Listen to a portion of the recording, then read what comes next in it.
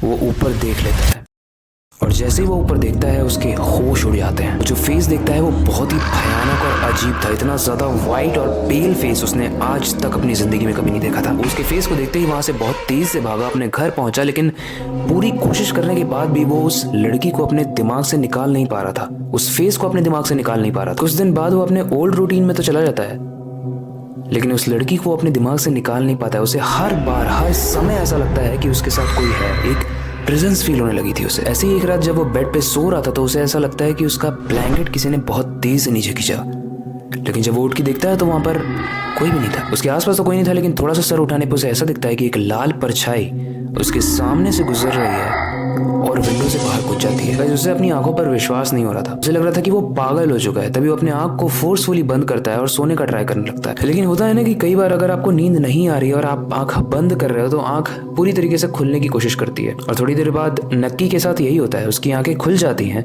और जो वो देखता है वो देखने के बाद उसकी आंखें फटी की फटी रह जाती हैं, क्योंकि उसकी आंखें जैसे ही खुलती हैं वो फैन की सीलिंग पर देखता है कि वो डिस्टर्बिंग जापानीज घोस्ट अकाई ओना उसके सीलिंग फैन पर चिपक कर उसे घूर रही थी। ये देखते ही नक्की बहुत तेजी से चिल्लाता है। तभी उसकी नींद खुल जाती है और उसे ऐसा रियलाइज होता है कि ये बस एक सपना था।